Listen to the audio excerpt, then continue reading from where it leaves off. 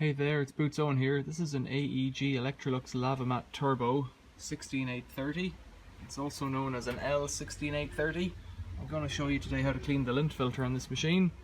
If the machine was full of water and stuck in the cycle or something like that, or if it was flashing an error that said you need to check the filter, then you check the filter, and the filter's down here on the bottom right of the machine behind this little door that you can open with your finger. There it is.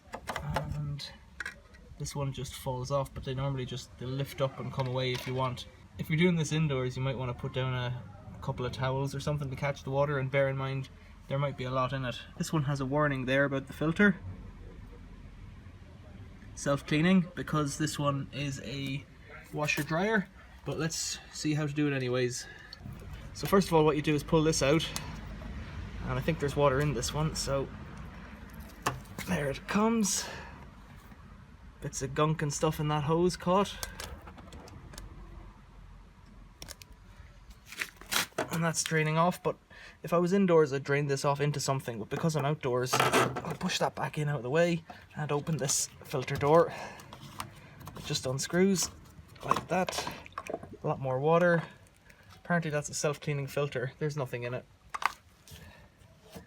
Just reach into my fingers. There's nothing to see or feel in there. There's a bit of fluff on the back of that, but it's not a big deal. I wouldn't even worry about it really.